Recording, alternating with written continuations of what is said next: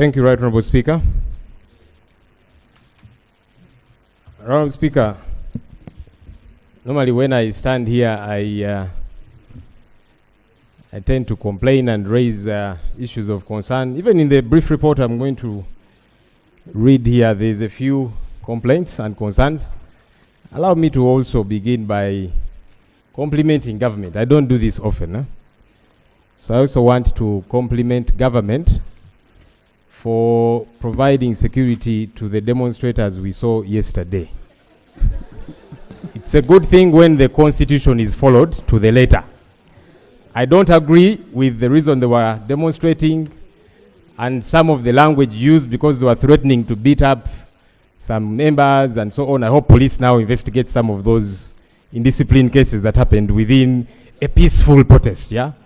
But the idea of Ugandans peacefully protesting and they are protected is a good thing.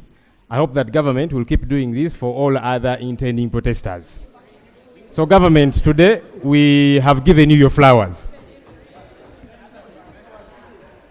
Even though I learned that as those who were peacefully demonstrating and were protected by police, there are some others who were even much fewer that were being beaten up. So please don't put us in a difficult situation. We want to keep giving you flowers every so often, yeah?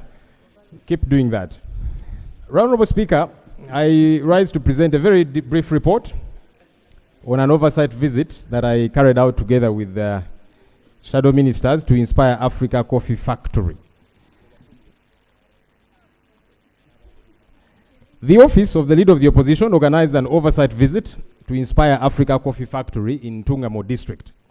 I undertook this oversight visit on 11th December 2024 together with shadow ministers. The visit was in line with Section 6E1 of the Administration of Parliament Amendment Act of 2005 that empowers the Leader of the Opposition to play the oversight role and keep the government in check. During the financial year 2023-2024, government undertook to establish a tertiary hub for last-mile coffee value addition in Ntungamo District through the Science, Technology and Innovation Secretariat in the Office of the President under a private partnership arrangement with the Coffee Investment Consortium Uganda and Inspire Africa Coffee, both privately registered entities. The construction of this coffee value addition facility began in October of 2023 and had been projected to be completed by December 2024. We were told that the factory is expected to produce various coffee products, including instant coffee, drip coffee, malt coffee, coffee energy drinks, as well as beauty cosmetics. However, since this strategic government intervention was initiated, various stakeholders, as well as policymakers, have expressed concerns with respect to the implementation arrangements. Some of these concerns include: 1, rationale followed to establish this coffee value addition factory in Ntungamo. Number 2, the selection criteria followed to procure the private investor. 3, the reason behind the decision by government to support the building of a factory, a coffee factory in Ntungamo district, while not paying attention to other areas known to produce a lot of coffee in Uganda.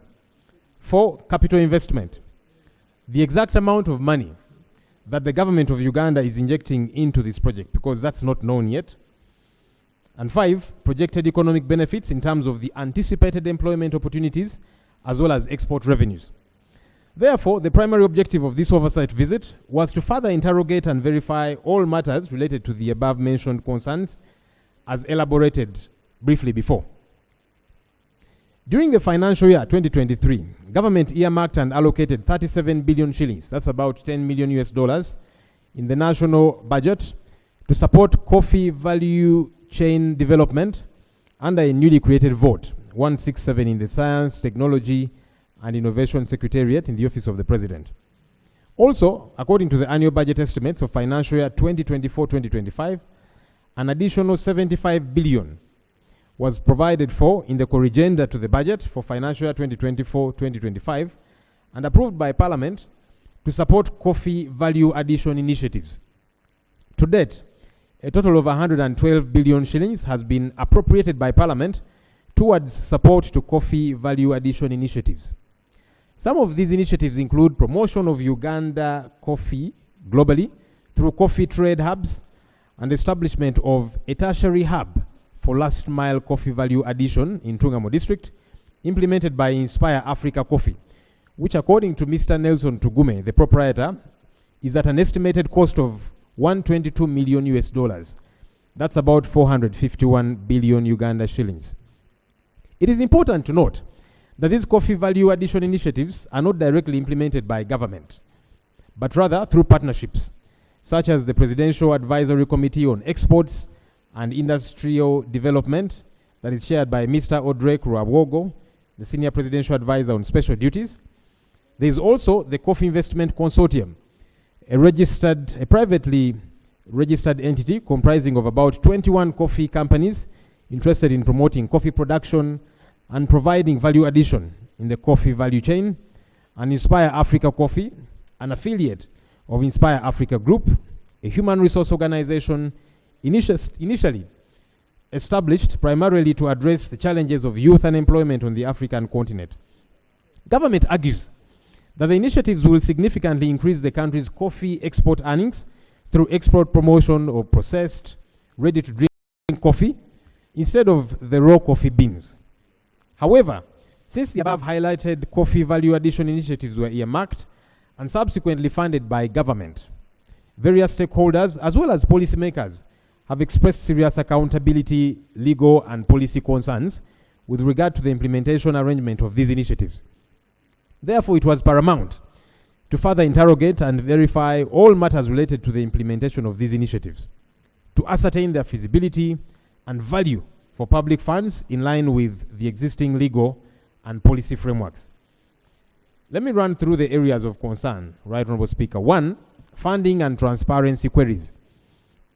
In the financial year 2023-2024, the Government of Uganda allocated resources through the Science, Technology and Innovation Secretariat under the Office of the President towards the establishment of a modern industrial coffee park in Rashamire Town Council, Tungamo District. We found that there is no memorandum of understanding between the Government of Uganda and this private entity. So the manner in which money was extended to this entity is not clear. Honorable Speaker and colleagues, it is wrong for taxpayers' money to be spent without any clearly defined binding relationship between the government and any entity, and in this case, Inspire Africa Coffee, and no documentation whatsoever. The proprietor told us that there is a co-investment arrangement that was ongoing between the parties, that's government and them, but there was no clarity on whether this arrangement would result into a joint shareholding, a grant arrangement, or a bailout. We recommend as follows, together with my colleagues. 1, government should come out clearly on the relationship that is existing between Inspire Africa Coffee and government that warranted the disbursement of public funds to this private entity. Number 2, Parliament should stop any further disbursements to this entity until a clear and rational memorandum of understanding is reached at between government and this entity. Number 3, government ought to come out with a clear procedure on how private entities can get government support. Uganda has a lot of young and innovative entrepreneurs who only lack funding. If the government comes out clearly on the formalities, then more Ugandans could benefit as opposed to just a few. The other concern is unfulfilled government commitments. Uganda is currently the leading coffee exporter in Africa and the second largest coffee producer in Africa, having exported 6.13 million bags in financial year 2023-2024, valued at over 1.14 billion US dollars. In order to handle the value additional call, government stipulated under the National Development Plan NDP 3 that 2 modern industrial coffee factories would be established, one in Bugisu and another one in Buganda, because these are the highest coffee growing regions in the country. These 2 factories were to be constructed by the end of June 2025, when NDP 3 would lapse. This was a commitment by government in NDP 3. We are coming to the conclusion of NDP 3, and Parliament has even passed NDP 4. But these plans have not seen the light of day, Right Honorable Speaker. It begs the question, why did government prioritize a private plant in Tungamo specifically, which is part of Uganda, fine, yet it did not even attempt to implement and fulfill the commitment made in NDP 3, which was passed by Parliament. Honorable Speaker, government should budget for, as a recommendation, and embark on fulfilling the commitment it made in NDP 3 to build a coffee factory in Bugisu and Central regions. The capacity of Inspire Africa Coffee Factory is small compared to the magnitude of the coffee produced in different parts of the country. Besides, it's not practical to expect farmers to transport their coffee from far-flung districts in the country to Ntungamo for processing. The third concern was uncertainty about the exact amount of money so far injected into this project by government. During our visit, Right Honorable Speaker and colleagues, the proprietor was unclear about how much money government has so far injected into this project. So it becomes difficult to establish the return on investment that the taxpayer will get. For as long as this information is unavailable or kept as a secret, people will keep raising eyebrows about this project. In the quest for accountability, we ought to start by being open about how much money has been injected in this project. There should not be anything to hide by government. The recommendation, Honorable Speaker, is that government should explain to Parliament and to the country how much money has so far been injected into this project, the terms of agreement, how the taxpayer will get value for their tax money. The proprietor said the factory will be completed in March of this year. That's next month. I don't know if that is going to happen. We are waiting. And begin full operations the same month, next month. Assuming that gets to happen, the cost-benefit analysis of investing in this entity should be examined. We need to know. There should be clear terms on what is likely to accrue from this investment. Every coin of taxpayers' money injected into this project must be accounted for because it's taxpayers' money. In conclusion, Right Honorable Speaker, let me state this for the umpteenth time. The idea of government bailing out or offering support to private companies is not a bad one in and of itself. The problem has been that for each of the private companies given money, there's no clear procedure on how this gets to be done. And Right Honorable Speaker, I've tabled those reports here. Atiak Sugar Factory, Day Biopharma, Rocco, and so on and so forth. Additionally, there is never agreement signed between the government and these private entities to spell out the terms and conditions of the support extended. Most disturbingly is that there is usually no value for the money extended to these entities after several years.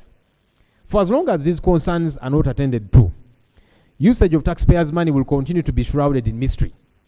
And there will always be suspicion about these bailouts, given that they are accessed by a few people who probably have connections in government. Thank you, Right Honorable Speaker and colleagues. Thank you. Thank you so much, Leader of Opposition. The House, you've had